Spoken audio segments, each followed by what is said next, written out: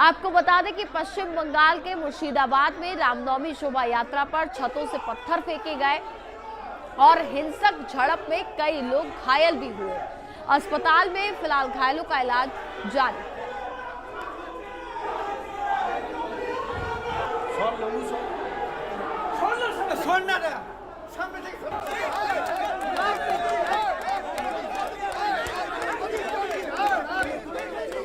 और देखिए, पूरे मामले पर हमारे साथ ज्यादा बातचीत करने के लिए पश्चिम बंगाल से हमारी ब्यूरो चीफ संगीता झा इस वक्त हमारे साथ जुड़ चुकी है।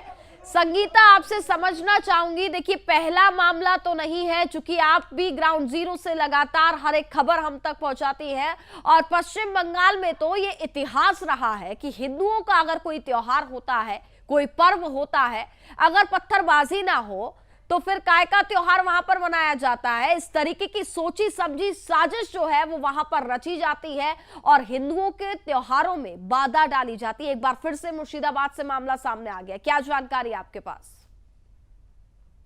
जी हाँ, मैं आपको बता दूं कि सबसे पहले इस खबर को तो कल रात में हमने पहले ब्रेक किया था, जहां की हम शाम को यही कह रहे थे कि ये जो मतलब आज जो रामनवमी का जो भी शोभा यात्रा जहां भी निकाली गई है, किसी भी तरह की कोई हिंसा नहीं हुई थी। वहीं देखिए, शाम होते ना होते जैसे ही समय आगे बढ़ता है और इस तरह से पत्थरबाजी हो जाती है मुर्शिदाबाद में, और उसके बाद कई लोग घायल हो जाते हैं। लोग जो घायल हैं वो फिलहाल अभी अस्पताल में है। वहीं आपको बता दें कि झड़प के कई वीडियो सोशल मीडिया पे वायरल भी हो रहे हैं। भीड़ को जी। नियंत्रित करने के लिए जहां एक और पुलिस ने हल्के बल का प्रयोग किया, आंसू गैस के गोले भी दागने पड़े पुलिस को, लेकिन पुलिस का कहना है कि अभी स्थिति नियंत्रण में है और छात्र साथ ही अतिरिक्त दल मतलब पुलिस के बल भेजने का काम भी किया जा चुका है। घायलों को इलाज के लिए बहरामपुर के मुर्शिदाबाद मेडिकल कॉलेज अस्पताल में ले जाया गया है। लेकिन वही अगर हिंसा की बात करें तो बंगाल में हम लगातार हिंसा इस तरह से देखते आए हैं। मुर्शिदाबाद में हमने कुछ दिन पहले भी अपने चैनल में दिखाया था कि किस तरह से वहां पर हिंसा हो रही थी, मंदिरों को तोड़ा गया था, कई लोगों के मतलब घरों पे भी हुई थी, पत्थरबाजी हुई थी। फिर से इस तरह से रामनवमी में इस तरह की घटना हो जाना। वहीं आप देखिए कि वहां के जो बीजेपी के नेता हैं, उनका कहना है कि उन्होंने सीधा सीधा आरोप अधीर रंजन चौधरी पर लगाया है। उनका कहना है कि उन्हीं के भड़काऊ बयान की वजह से इस तरह की घटना हुई है। उनका कहना है कि बीजेपी नेता लगातार ये कह रहे हैं कि ये अगर अधीर रंजन चौधरी का किसी तरह का भड़काऊ बयान नहीं आता तो इस तरह की बयानबाजी अगर नहीं हुई होती तो इस तरह की घटना नहीं होती। कई लोग इसमें देखिए घायल हो गए हैं। हम देखते हैं कि किसी भी तरह की जब बंगाल में कोई भी इसके पहले भी हमने देखा था कि रामनवमी की शोभा यात्रा में किस तरह से पिछले 2 सालों से हावड़ा में हो या फिर रिश्ता में लगातार हमले होते थे, कई लोग घायल हुए थे, तोड़फोड़ हुई थी, आगजनी हुई थी। उसके बाद फिर से इस साल जहां हमने देखा कि हावड़ा में 700 से ज्यादा पुलिस बल तैनात थी और पूरी तरह से शोभा यात्रा निकाली जाती है, कहीं किसी तरह की कोई घटना नहीं होती है। रिश्ता में भी शांतिपूर्ण तरीके से शोभा यात्रा निकाली जाती है। वहीं आप मुर्शिदाबाद में देखिए कि उस शोभा यात्रा में उपद्रवियों ने पत्थरबाजी की और अभी तक किसी तरह की कोई भी गिरफ्तारी की घटना नहीं आई है। पुलिस का कहना है कि वो जांच कर रहे हैं, जांच करके पता करने की कोशिश कर रहे हैं। और साथ ही मैं आपको बताऊं, जो बम धमाके जो हमने विजुअल दिखाए हैं उसको लेकर पुलिस का कहना है कि ये बम बम धमाका हुआ है या फिर किसी तरह का कोई और आवाज है, ये भी वो जानने की कोशिश कर रहे हैं।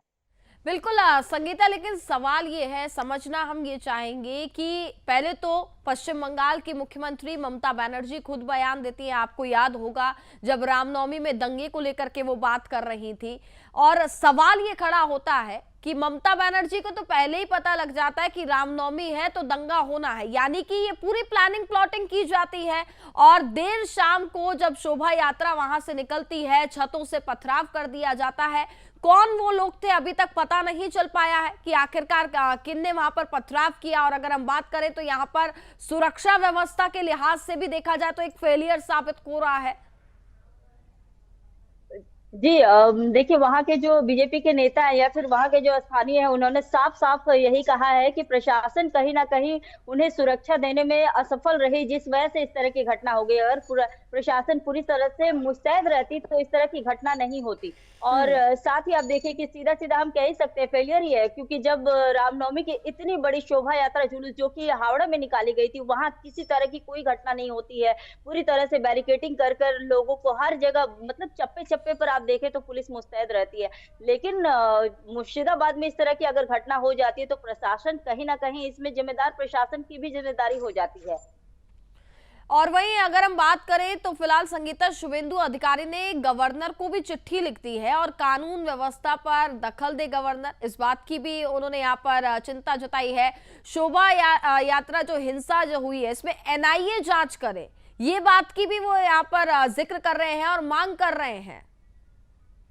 जी, एनआईए इसके पहले भी जब शोभा यात्रा में हमने देखा था जो हमले हुए थे, उसके बाद फिर एनआईए को जब ये सौंपा गया था जांच के लिए, उसके बाद एनआईए हावड़ा से लगभग 16 लोगों को गिरफ्तार करके पहले ही ले जा चुकी थी। लेकिन फिर कल इस तरह की घटना जब हो जाती है, जब हावड़ा में जिसको लेकर सबसे ज्यादा उम्मीद था हावड़ा में किसी तरह की कोई घटना ना हो, इसके लिए खुद गवर्नर सीवी आनंद बोस हावड़ा आते हैं, उन जगहों पर स्थानीयों से बात करते हैं और पूरी तरह से मुआयना करके वहां जाते हैं।